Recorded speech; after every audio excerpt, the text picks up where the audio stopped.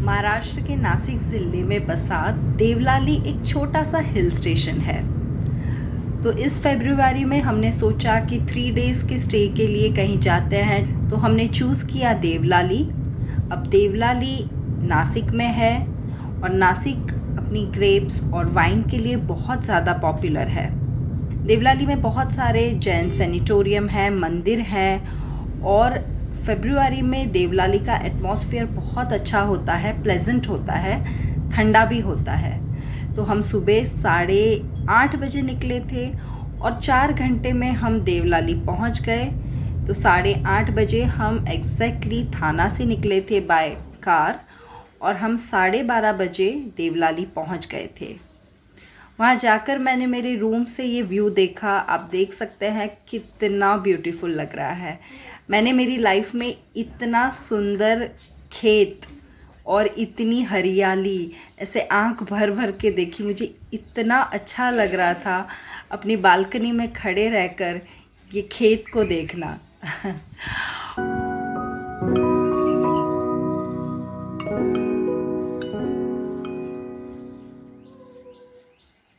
एक आध घंटा आराम करने के बाद हम प्रिंस भोजनालय में गए, जहाँ पर बिल्कुल जैन खाना मिल रहा था। तो गर्मा गर्म फुलके थे, मालपुआ था, 2 सब्जियां थी, 2 फरसान थे, कुचुम्बर था, चटनी और गुजराती दाल थी। खाना खाने के बाद एंड में छाछ और मुखवास था और बहुत ही सादा, बिल्कुल घर का खाना और बहुत ही टेस्टी खाना था। तो देवलाली में ऐसे बहुत सारे जैन गुजराती भोजनालय है। अगर आप देवलाली जा रहे हैं तो भोजनालय में खाना खाने का मौका छोड़ना नहीं, बहुत अच्छा खाना होता है। नेक्स्ट डे सुबह हम गए आमची माती आमची मानस ये रेस्टोरेंट में। तो हम जहाँ पर रह रहे थे वहाँ पर काफ़ी लोगों ने हमें रेकमेंड किया कि आप ये आमची माती आमची मानस रेस्टोरेंट में जाइए, काफ़ी अच्छी है, बहुत ही अच्छी रेस्टोरेंट है। खाना तो अच्छा है ही, लेकिन साथ में वहाँ पर एडवेंचर पार्क भी है। तो एडवेंचर पार्क भी है और बिल्कुल छोटे जो बच्चे होते हैं उनके लिए प्ले एरिया भी है, जो बहुत ही अच्छे से उन्होंने मेंटेन किया है। तो ये जो एडवेंचर पार्क है उसमें काफ़ी गेम्स हैं, तो कुछ उम्र के बच्चे वहाँ पर वो खेल सकते हैं और जो प्ले एरिया है वहाँ पर छोटे बच्चे खेल सकते हैं। सो मैं रेकमेंड करूँगी कि अगर आप बच्चों के साथ जा रहे हैं तो आप ये रेस्टोरेंट ज़रूर जाइए। उसके बाद हमने खाना खाया। तो वहाँ का खाना टिपिकल महाराष्ट्रियन कुजीन था, महाराष्ट्रियन फूड था।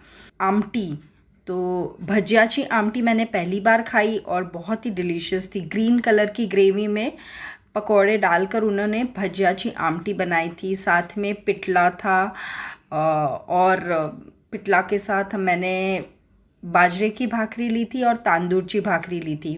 और बहुत ही इंटरेस्टिंग चीज़ वहाँ पर थी thecha. Thecha was Maharashtrian chutney type होता है, लेकिन बहुत ज़्यादा स्पाइसी था, मैं पूरा नहीं खा पाई।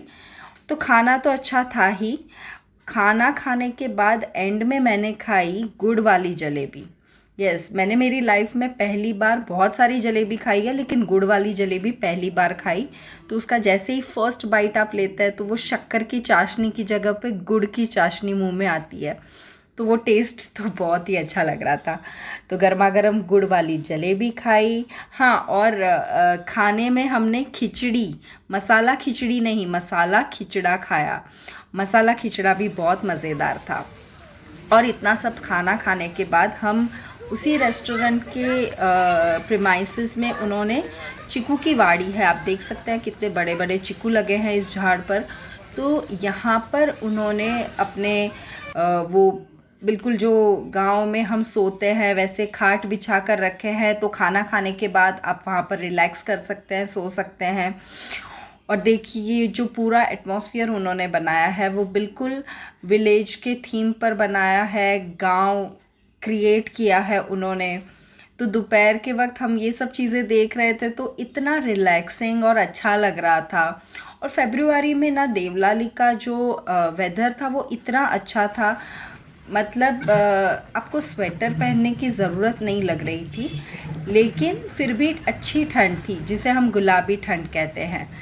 तो मुझे तो बहुत ही बेस्ट लगा कि फरवरी मंथ, इनफैक्ट नवंबर, दिसंबर, जनवरी, फरवरी, ये मंथ्स देवलाली विज़िट करने के लिए बेस्ट है। और यहाँ पर हमने खाना खाने के बाद हम यहाँ से गए थे मुक्तिधाम।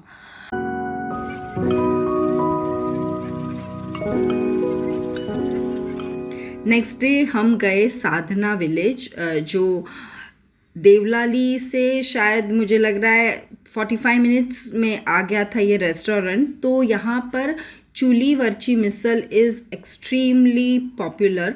और यहाँ पर हमने सबसे पहले तो मंगवाई जलेबी।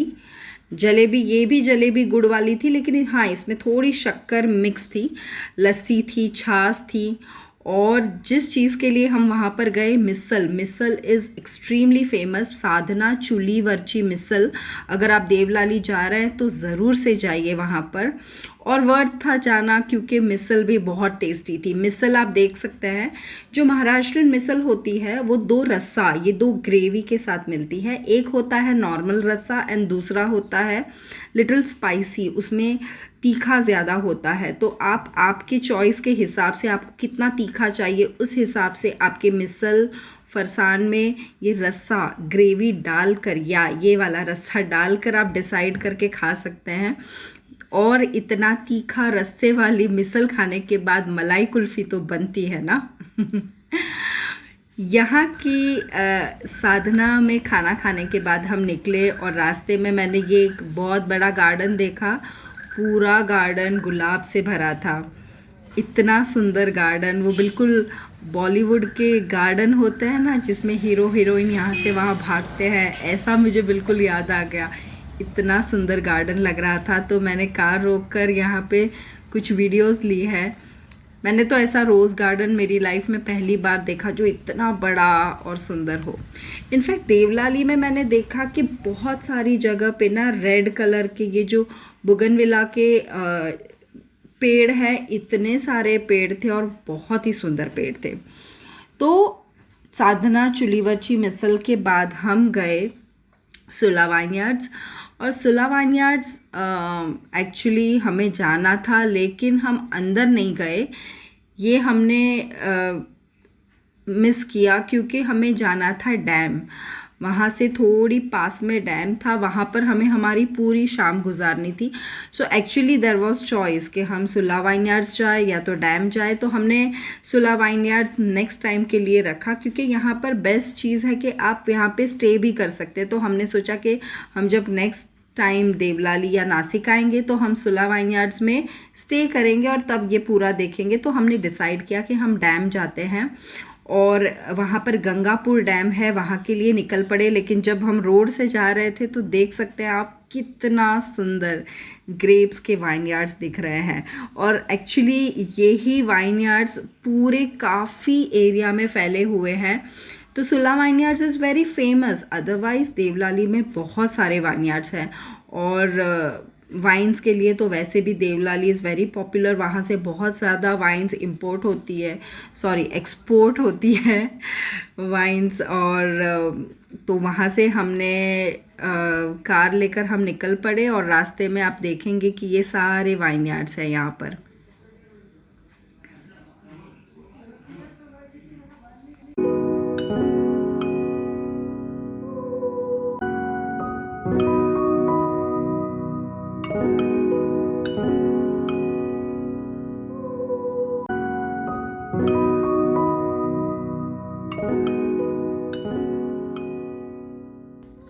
शाम के करीबन 4 बजे के आसपास हम गंगापुर डैम पहुंच गए। एमटीडीसी ने ये गंगापुर डैम को इतना अच्छा डेवलप किया है और वहाँ पर बैठने के लिए काफ़ी अच्छा अरेंजमेंट है। वहाँ पर स्नैक्स मिलते हैं, सॉफ्ट ड्रिंक्स मिलते हैं। तो हम वहाँ पर बैठे 2-2.5 घंटे बैठे, 4 बजे पहुँच गए थे। और फिर हमने वहाँ का सनसेट भी देखा जो बहुत ही प्यारा लग रहा था। नासिक में रात को ये बजरंग दूध यहाँ का ठेला लगता है। तो यहाँ पर ये मुझे याद नहीं कितने लीटर, उन्होंने एक्चुअली मुझे बताया भी था, मैं भूल गई कितने लीटर दूध इतनी बड़ी कढ़ाई में उबालते हैं और उसकी रबड़ी जैसे बनाते हैं। और ये रबड़ी ना ग्लास में गर्मा गर्म देते हैं। तो जब ठंडी का मौसम है और गरम गरम दूध रबड़ी जैसा मिल रहा है, बहुत टेस्टी लगता है। मैं जितने भी दिन थी मैंने दोनों दिन जाकर दोनों 2 नाइट्स मैंने जाकर वहाँ पर ये रबड़ी वाला दूध पिया। इतना टेस्टी और बहुत ही साफ़ दूध की क्वालिटी भी बहुत अच्छी थी। अगर नासिक जा रहे हैं तो रात को अगर राउंड मार रहे हैं आप देखिए, आपको ऐसे ठेले बहुत सारे मिलेंगे। लेकिन ये बिटको मार्केट जो हम मुक्तिधाम एरिया में गए थे वहाँ पर बजरंग दूध है, बहुत ज़्यादा पॉपुलर है, 20 साल से वहीं पर है। आप अगर वहाँ पर जा रहे हैं तो ज़रूर जाइएगा। और अब मैं आपको मेरी शॉपिंग दिखाती हूँ। अगर मेरी शॉपिंग देखेंगे तो मैंने कोई भी कपड़े वपड़े नहीं ख़रीदे, मैंने सिर्फ खाने की चीज़ें खरीदी हैं। मैंने आपको बताया था कि अभी वहाँ पे ग्रेप्स का बहुत अच्छा सीज़न है, तो ब्लैक ग्रेप्स मैंने ली। फिर काफ़ी सारे फ्रूट्स थे मार्केट में, रेड कलर की ये जो ग्रेप्स थी, और सारी ग्रेप्स बहुत ज़्यादा स्वीट थी। तो ये रेड ग्रेप्स है।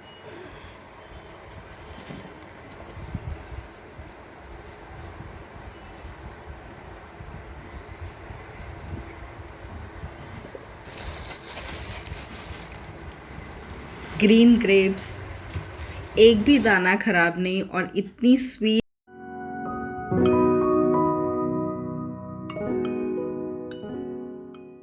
अगर प्राइस भी कंपेयर करेंगे मुंबई थाना में तो कमी थी। पेरू आप देखेंगे, इतने बड़े बड़े पेरू, मतलब शायद एक पेरू की वज़न था आधा किलो के आसपास। ऑरेंजेस भी वहाँ पर बहुत अच्छे मीठे ऑरेंजेस थे। और चिकू निवाड़ी तो वहाँ पर मैंने बहुत देखी, तो लोकल चिकू की साइज़ भी काफ़ी बड़ी बड़ी थी। स्ट्रॉबेरी मुझे बहुत ज़्यादा इंटरेस्टिंग लगी, एक तो रेड भी थी और स्वीट थी, खट्टी बिल्कुल भी नहीं थी। फिर हमने वहाँ से काजू कतली ली। ये है गुजराती मोहन थाल, हमारा फेवरेट, जो वो भी गुड़ में ही बना हुआ था, उसमें भी शक्कर नहीं पड़ी थी। तो गुड़ वाला मोहन थाल तो मैंने पहली बार ही खाया। बहुत ही टेस्टी अच्छी मिठाइयाँ मिलती है नासिक देवलाली में।